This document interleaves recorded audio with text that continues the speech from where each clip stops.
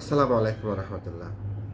প্রিয় দর্শক, আজ আমরা আলোচনা করব কোরআনের একটি অত্যন্ত গুরুত্বপূর্ণ ও হৃদয়স্পর্শী আয়াত, সূরা আল বাকারার 285 নম্বর আয়াত নিয়ে।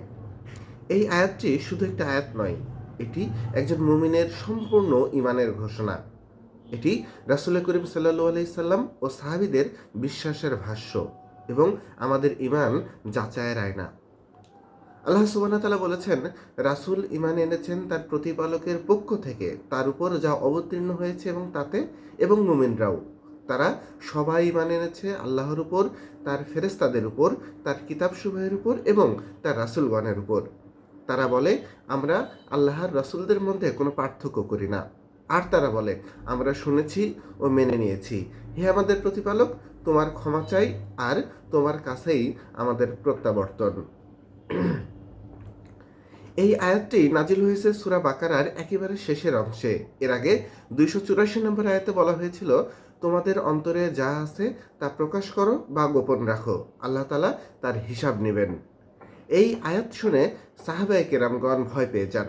তারা বলেন, হে আল্লাহ রাসূল, আমরা তো আমাদের কাজের হিসাব দিতে পারি, কিন্তু মনের ভিতরের ভাবনার হিসাব কিভাবে দেব?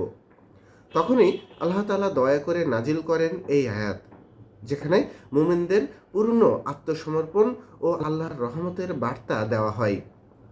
এই আয়াতে প্রথমেই আল্লাহ তাআলা ঘোষণা করেছেন, রাসূল সাল্লাল্লাহু আলাইহি সাল্লাম নিজেই ঈমান এনেছেন। তিনি শুধু বার্তাবাহক নন, বরং প্রথম বিশ্বাসী। এটা প্রমাণ করে নবীজি সাল্লাল্লাহু আলাইহি সাল্লাম যা বলেছেন তা আগে নিজে মানতেন। এই আয়াতে 5টি মৌলিক বিষয়ের উপর ঈমানের কথা বলা হয়েছে। কি কি সে 5টা বিষয়?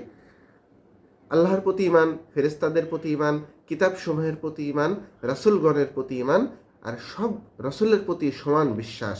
এটাই ইসলামের ঈমানের মূল কাঠামো। মুমিনরা বলে, আমরা আল্লাহর রাসূলদের মধ্যে কোনো পার্থক্য করি না, অর্থাৎ আমরা মুসা আলাইহিস সালাম, ঈসা আলাইহিস সালাম, দাউদ আলাইহিস সালাম সবাইকে আল্লাহর প্রেরিত নবী হিসাবে বিশ্বাস করি। এটি ইসলামের সৌন্দর্য এবং ভারসাম্য। এই কথাটাই একজন মুমিনকে আলাদা করে। না প্রশ্ন, না অহংকার, না অজুহাত। আল্লাহ তাআলা যা বলেছেন শুনলাম, মেনে নিলাম। আজকের যুগে এটা আমাদের জন্য সবচেয়ে বড় শিক্ষা। মুমিনরা বলে, হে আমাদের রব, আমরা তোমার ক্ষমা চাই। এর অর্থ কি? এর অর্থ হচ্ছে, ঈমান থাকার পরও আমরা ভুল করি, কিন্তু আমরা ফিরে আসি আল্লাহর কাছেই। এবং শেষ বাক্য হচ্ছে, আমরা তোমার কাছেই আমাদের প্রত্যাবর্তন। এটা আমাদের মনে করিয়ে দেয়, এই দুনিয়া চিরস্থায়ী না। ঈমান শুধু মুখের কথা না, হৃদয়ের বিশ্বাস। আল্লাহর আদেশের প্রশ্ন নয়, আত্মসমর্পণ। সব নবীকে সমানভাবে সম্মান করতে হবে, নিজের ভুল স্বীকার করে ক্ষমা চাইতে হবে, আখিরাতকে সবসময় মনে রাখতে হবে।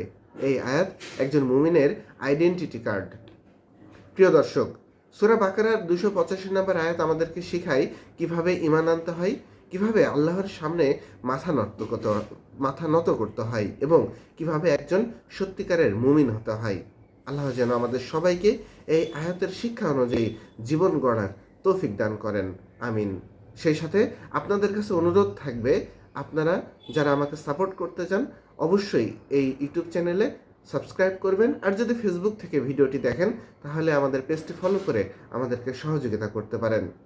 পরবর্তী ভিডিওতে নতুন কোনো টপিক নিয়ে আপনাদের সাথে আলোচনা হবে। সে পর্যন্ত ভালো থাকবেন আর আমাদের জন্য দোয়া করবেন। আল্লাহ হাফেজ। আসসালামু আলাইকুম রহমতুল্লাহ।